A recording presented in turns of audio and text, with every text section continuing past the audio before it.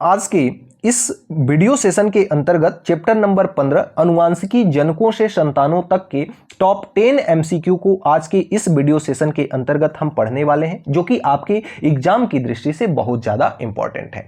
अगर हम बात करते हैं प्रश्न संख्या 1 की, तो प्रश्न संख्या 1 कहता है कि अनुवांशिकी में जीन का कार्य। तो अनुवांशिकी में जो जीन का कार्य है, लक्षणों का निर्धारण किसके द्वारा होता है? जीन के द्वारा होता है। तो ये बिल्कुल राइट जवाब हो जाएगा। ऊर्जा उत्पादन इसकी कोई भूमिका नहीं होती, प्रकाश अवशोषण से इसका कोई संबंध नहीं है, पोषण संग्रह से भी इसकी कोई संबंध इसका नहीं है जीन का। तो इस तरह से ऑप्शन नंबर ए आपका सही हो जाएगा। जीन से लक्षणों का क्या होता है? निर्धारण होता है। अगर अगले क्रम में हम प्रश्न संख्या 2 की बात करते हैं, तो मेंडल के अध्ययन का मुख्य निष्कर्ष, मेंडल के अध्ययन से मुख्य निष्कर्ष जो है ऊर्जा का संचय, विकास दर, पोषण दर नहीं।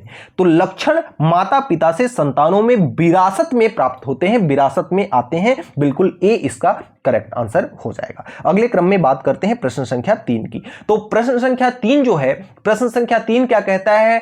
हेट्रोजाइगस। हेट्रोजाइगस का अर्थ क्या है? तो हेट्रोजाइगस का अर्थ है विभिन्न एलील।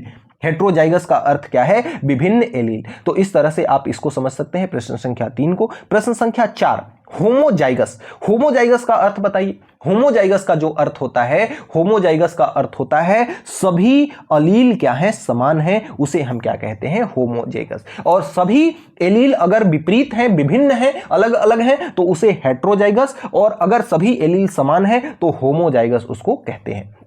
अगर हम बात करें प्रश्न संख्या 5 की, तो प्रश्न संख्या 5 आपका क्या है? प्रश्न संख्या 5 कहता है कि अनुवांशिक गुणों के संयोजन के लिए मेंडल ने किस पौधे का चुनाव किया? तो मटर का चुनाव किया, बाकी सारे आपके कट जाएंगे। अगर प्रश्न संख्या 6 की बात करें, तो संतानों में लक्षणों का अनुपात ज्ञात करने का जो नियम है, संतानों में लक्षणों का अनुपात ज्ञात करने का जो नियम है, वह किसके द्वारा दिया गया? तो वह आपका मेंडल का नियम है। किसका नियम है? मेंडल का नियम। मेडेल का भी नियम दे देगा, तो इससे आपको कंफ्यूज नहीं होना, मेंडल ये है। तो मेंडल का नियम आपका न्यूटन का नियम होगा नहीं, गति से संबंधित है। चार्ल्स का नियम होगा नहीं, आर्किमिडीज का सिद्धांत, पानी में जो वस्तु डूबती है या तैरती है उससे संबंधित इसका सिद्धांत है। प्रश्न संख्या 7वां की अगर हम बात करें, तो द्विलीनी जीन का उदाहरण, द्विलीनी जीन का जो उदाहरण है वह क्या है? तो आपका द्विलीनी जीन का उदाहरण जो है, कैपिटल ए और स्मॉल ए दोनों को बनाइएगा, ये आपका द्विलीनी जीन का क्या है? उदाहरण है।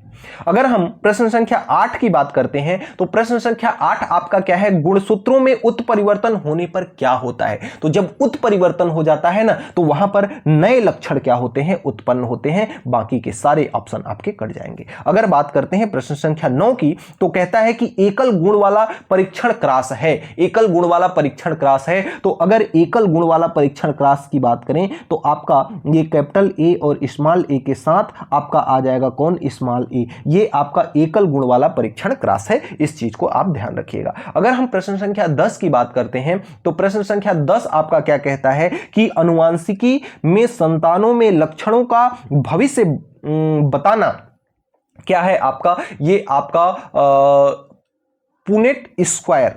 पुनेट स्क्वायर इसका क्या हो जाएगा? बिल्कुल राइट जवाब हो जाएगा। पुनेट स्क्वायर इसका बिल्कुल राइट जवाब हो जाएगा। पुनेट स्क्वायर द्वारा संभावित लक्षण ज्ञात किए जाते हैं। तो इस प्रकार से आप प्रश्न संख्या 10 को कंप्लीट कर सकते हैं।